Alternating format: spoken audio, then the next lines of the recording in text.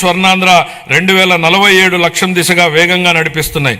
ఆంధ్రప్రదేశ్ భవిష్యత్తుని స్వర్ణమయం చేసే మహాక్రతువులో గౌరవ ముఖ్యమంత్రి గారి చారిత్రాత్మక పాత్ర పోషిస్తున్నారు.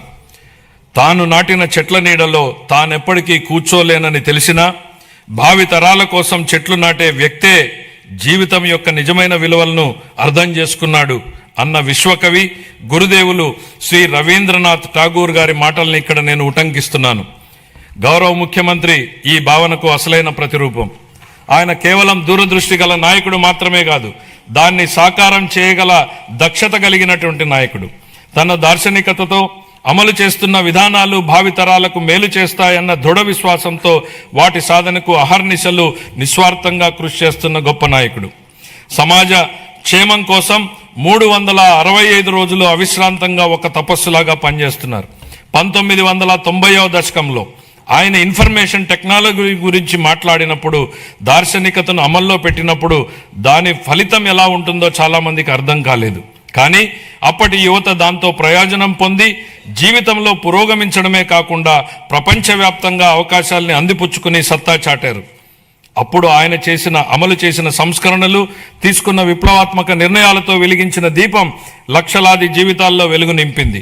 నేడు ఆయన విజయగాథను ఆయనే పునరావృతం చేస్తున్నారు. కానీ ఇప్పుడు మరింత గొప్ప దూరదృష్టితో, మరింత సమున్నత లక్ష్యంతో కొత్త చరిత్రను లెక్కించబోతున్నారు.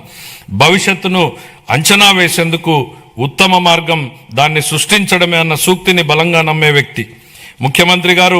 Deep tech, AI, quantum computing వంటి అధునిక టెక్నాలజీలు ప్రతి కుటుంబం నుంచి ఒక ఎంటర్ప్రెన్యూర్ వంటి విధానాలు కేంద్రంగా ఆయన ఇప్పుడు రాష్ట్రాన్ని సరికొత్త శకంలోకి నడిపిస్తున్నారు.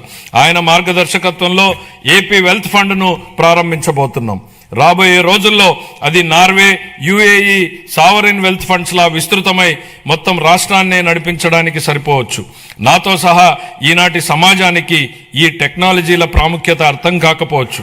కానీ ఆయన ఐటీ రంగంలో చూపిన చొరవ వల్ల 1990లో నాటి యువతరం లబ్ధి పొందినట్టే ఈనాటి యువత కూడా ఏఐ, డీప్ టెక్, క్వాంటమ్ టెక్నాలజీతో భవిష్యత్తు ఖచ్చితంగా లబ్ధి పొందుతుంది. ఆర్థిక వనరుల పరంగా మనం ఇప్పటికీ సంక్షోభం నుంచి పూర్తిగా బయటపడలేదు. పరిస్థితులు అంత సానుకూలంగా లేవు.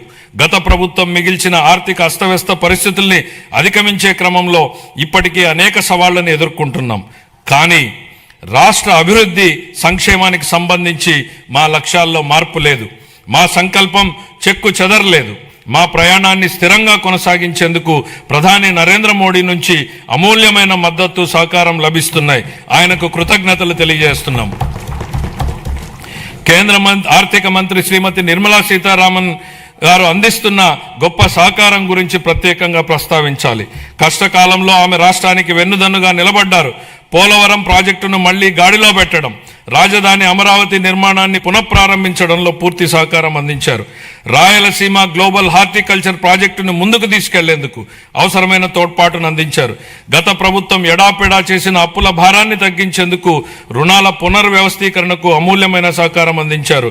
ఆమెకు హృదయపూర్వక కృతజ్ఞతలు తెలియజేసుకుంటున్నాను. 2026-27 సంవత్సరానికి సంబంధించి ఫిబ్రవరి 1న ప్రవేశపెట్టిన కేంద్ర బడ్జెట్ రాష్ట్రానికి ఆశాకిరణంలాగా కనపడుతోంది. దానిలో రాష్ట్ర అభివృద్ధికి అనేక అవకాశాలు కనిపిస్తున్నాయి. తూర్పు కోస్తా పారిశ్రామిక కారిడార్, పర్యాటక కేంద్రాల అభివృద్ధి, ఎలక్ట్రిక్ బస్సుల కొనుగోలు, పూర్వోదయ పథకం ఉపయోగపడుతుంది. రాయలసీమ గ్లోబల్ హార్టికల్చర్ హబ్ కూడా వేగంగా రూపుదిద్దుకుంటోంది. కేంద్ర బడ్జెట్లో కొత్తగా ప్రకటించిన రేర్ ఎర్త్ కారిడార్లు, డేటా సెంటర్లు, ప్రాంతీయ medical hub, national institute of pharmaceutical education and research, seaplane manufacturing, container manufacturing, ప్రతి జిల్లాలో బాలికల హాస్టళ్లు వంటి అంశాల నుంచి రాష్ట్రానికి గరిష్ట ప్రయోజనాలు పొందేందుకు అవకాశం ఉంది. ప్రపంచవ్యాప్తంగా ఇప్పుడు ప్రభుత్వ రంగ ప్రాజెక్టుల్ని పీపీపీ ఛాలెంజ్ విధానాల్లో చేపట్టే ట్రెండ్ నడుస్తోంది. అది ప్రభుత్వ రంగ సంస్థ